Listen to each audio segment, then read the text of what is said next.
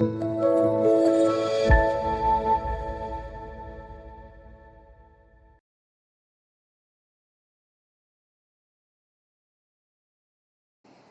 pessoal, tudo bem com vocês? Sou Jaciele Cioli, professora de inglês aqui na Nacional Curso de Barreiros. E hoje nós vamos estar introduzindo uma aula bem prática, que é sobre o Present Continuous. Então, esse assunto a gente vai dividir ele em algumas partes, a parte da aplicação, e agora a gente vai ver a parte introdutória desse assunto, certo? Esse assunto, para quem não sabe, ele é o gerúndio do português. As famosas terminações, indo, ando e endo. A gente acrescentar o verbo, por exemplo, agora eu estou falando. O verbo é falar. No gerúndio ele passa a ser falando. Eu estou andando. E esse passa a ser o gerúndio desse verbo no português. E dessa mesma forma se apresenta o present continuous. No caso do inglês, a terminação que indica que esse verbo ele está no present continuous é a presença do ing. O verbo ele vai ter essa terminação.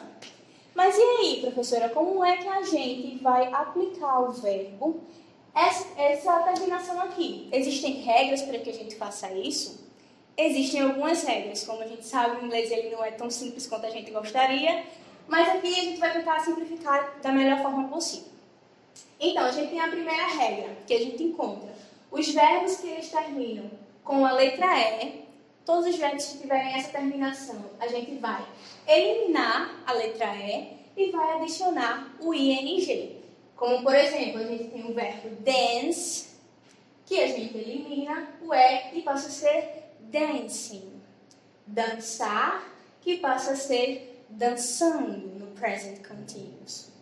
A gente também tem o exemplo do verbo make, que ele, no simple present, ele é fazer, make, que termina com a letra E, a gente elimina a letra E, e no present continuous ele passa a ser making, fazendo, certo?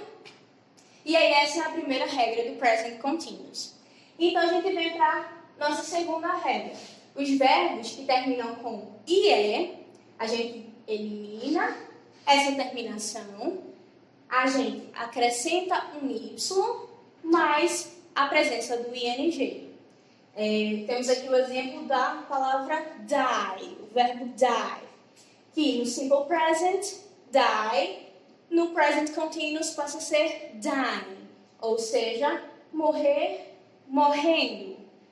A gente tem um exemplo de lie, termina com IE, a gente elimina esse IE, acrescenta o Y mais o ing, que de lie, mentir, passa a ser lying, mentindo, certo? E aí a gente entra na nossa terceira regra.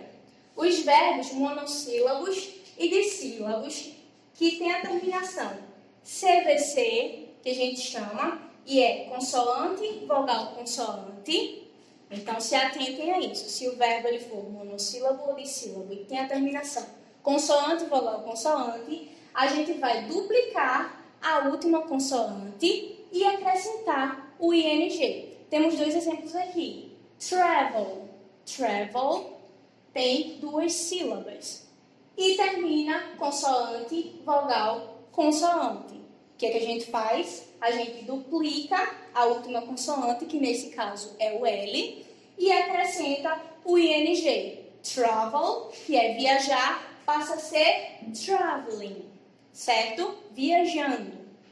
E temos o exemplo de run. Run tem apenas uma sílaba. E ele tem, em sua composição, consoante, vogal, consoante. O que a gente faz? A gente duplica o N, que é a terminação, e acrescenta o ing, certo? Run, correr, passa a ser running, correndo, tá certo? Bem simples, bem tranquilo, tá certo? O present continuous a gente usa com bastante frequência no nosso dia a dia, talvez até com um pouco mais de frequência do que o simple present, que é o mais comum da gente conhecer. E nas próximas aulas a gente vai estar vendo as aplicações para esse tempo verbal, certo? Então até a próxima, gente!